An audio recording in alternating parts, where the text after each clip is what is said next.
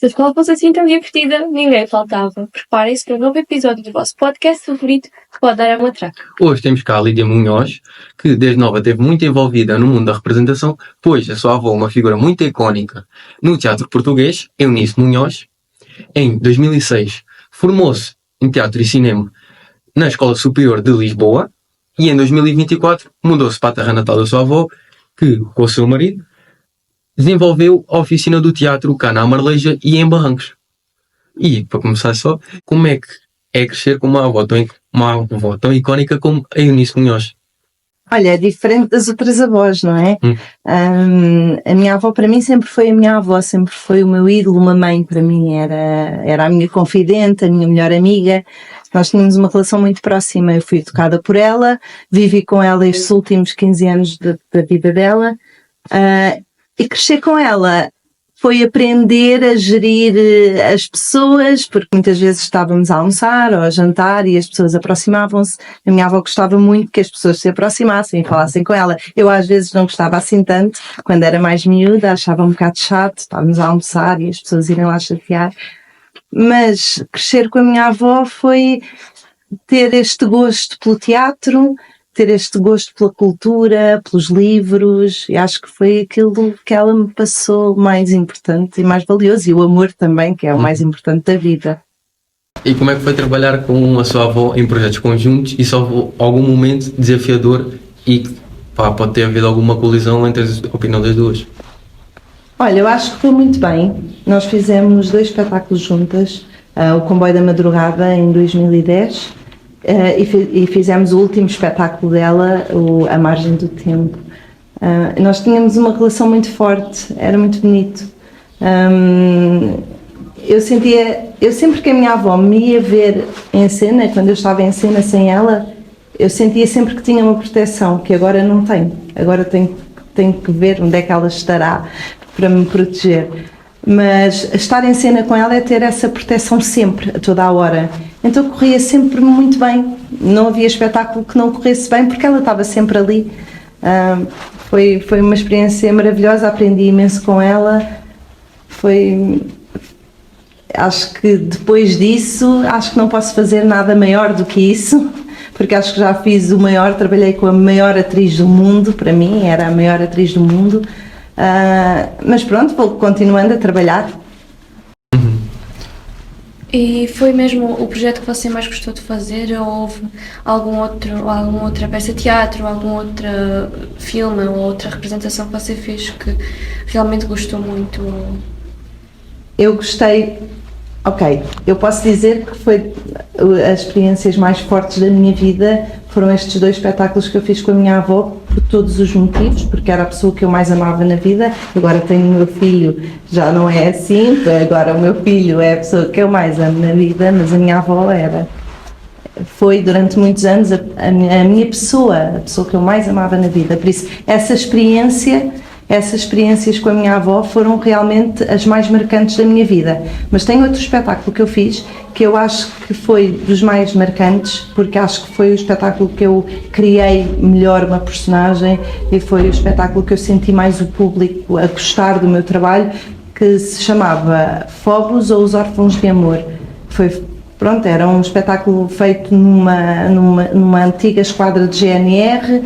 Era assim um trabalho feito por amigos, mas que eu senti que foi onde fiz um melhor trabalho, por isso também me marcou muito. E você tem algum género de filme ou de personagem que você gosta especificamente de representar, ou gosta de arranjar sempre personagens diferentes e viver a vida de cada um? Eu gosto de viver a vida de cada um e é muito triste para mim quando acaba. Tenho que fechar um ciclo. As personagens, quando nós as agarramos, a minha avó costumava dizer uma coisa, que é: apaixona-te pela personagem. A partir do momento em que tu te apaixonas, mesmo que ela seja má ou muito boa, ou apaixona-te. Se te apaixonares, tudo vai correr bem. E é isso que eu tento sempre fazer, apaixonar-me pelas personagens. E isso faz com que eu, durante aqueles meses, estou a apaixonar-me, estou a viver aquela personagem, estou a viver com aquela personagem o tempo inteiro, porque em casa nós continuamos a pensar, a trabalhá-la, a pensar como é que ela faria isto, como é que ela, no dia a dia, no nosso dia a dia. Por isso, quando termino uma personagem, quando tenho que a deixar ir, é uma coisa que para mim me dói. Mas depois tento na próxima voltar a ter esse amor, essa paixão, para poder voltar a viver isso tudo e por isso é uma experiência sempre nova. Mas quando começou desde nova, imagina, a sua primeira personagem que você representou foi difícil incorporar, porque desde que eu estou a ver até agora você tem de entender a personalidade da personagem e quanto mais você entender a personagem, mais simpatizar com ela e mais entender, mais fácil e mais fluida é como faz o papel. Foi muito difícil, foi uma responsabilidade muito grande. A personagem não tinha a minha idade, era para aí 10 anos mais velha que eu, a do Comboio da Madrugada. Isso foi o meu primeiro grande papel. Eu já tinha feito algumas coisas antes, mas esse foi aquele que eu considero o meu primeiro espetáculo, o meu primeiro grande papel. Tivemos muitos meses em cena, para aí uns 6 meses, já nem sei. E foi uma responsabilidade muito grande, porque as pessoas estavam à espera que eu falhasse, sempre. E sabiam que eu estava ali porque era neta da minha avó, e eu também sabia que estava ali porque era neta da minha avó. E no final tinha de ouvir, olha, mas ela até é boa. E isso é difícil. E viver sempre com esse peso de tu estás aqui porque tu és neta de quem és. E é tão... não, é uma mentira muito grande, porque eu perdi muitas oportunidades exatamente por ser neta dela. E as pessoas não têm ideia disso. É muito mais difícil para mim do que para uma pessoa que não tem uma avó como a Eunice Munhoz. É muito mais difícil. As oportunidades são tiradas muito mais facilmente do que aos meus colegas. E por isso tive que provar, e acho que provei. Acho que... Esse era um dos pontos que nós queríamos falar, era se você sente mesmo esse peso do nome, digamos, porque você tem o nome da sua avó, e há de estar sempre ligada a ela, felizmente, mas queríamos saber se sente esse peso, acha que de alguma forma a prejudica ou a faz mais... Como é que é dizer? Faz sempre estar na sombra da sua avó. Eu tento não estar na sombra da minha avó porque eu não sou a minha avó e nunca vou ser. Aliás, ninguém vai ser a minha avó porque a minha avó era fora de série, era uma atriz única. Eu digo que ela é a melhor do mundo porque eu tenho a certeza que ela é a melhor do mundo e ninguém consegue chegar a um bocadinho do que ela é. Mas eu sinto o peso, sempre senti o peso, mas tento que isso não me afete muito. Eu tentei usar outro nome, tentei pôr Lídia Anjos, que é do meu pai. Eu sou Lídia Munhoz dos Anjos. E eu tentei ser a Lídia Anjos quando entrei para a escola de teatro. E a minha avó disse, não me faças isso, por favor, porque tu és a única pessoa, eu tenho uma família tão grande, e tu és a única pessoa que vai seguir isto. Por isso tu tens que seguir o meu nome. E pronto, eu tive que pôr o Munhoz, mas é um peso muito grande. Mas eu acho que se pusesse outro nome também as pessoas saberiam na mesma, porque nós éramos tão próximas, estávamos sempre juntas, fazíamos tudo juntas, não havia como as pessoas não perceberem que nós éramos avó e neta. Eu sinto um peso, mas tento que isso não me prejudique nunca, e tento não ligar muito.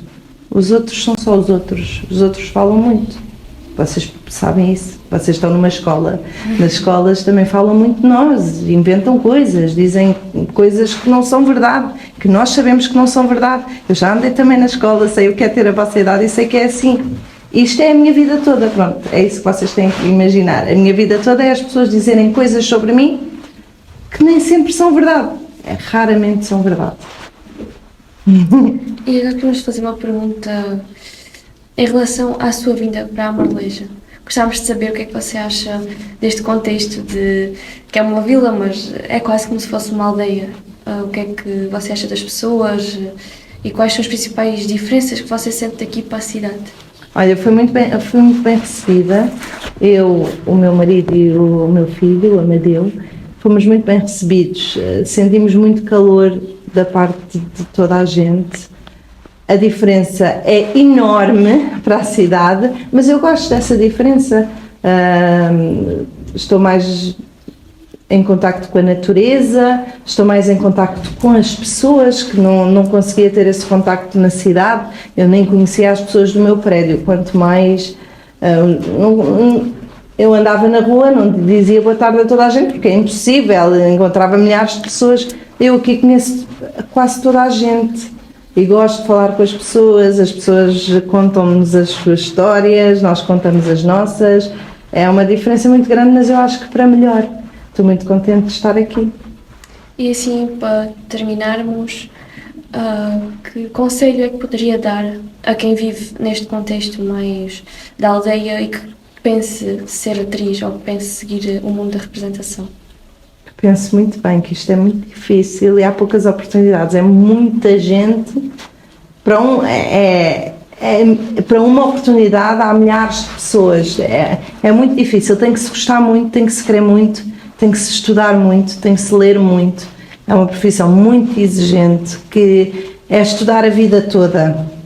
A maior parte das profissões são assim, temos que estudar sempre.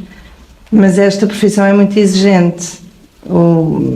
Eu aconselho a lerem muito, a estudarem, a trabalharem e a apaixonarem-se pelos personagens, como dizia a minha avó. Muito obrigada. Obrigada. E assim terminamos. Se gostaste, partilha com os teus amigos. Se não gostaste, partilha na mesma. Pode ser que eles tenham um gosto melhor do que o teu. Assim nos despedimos, Matilde e Lucas.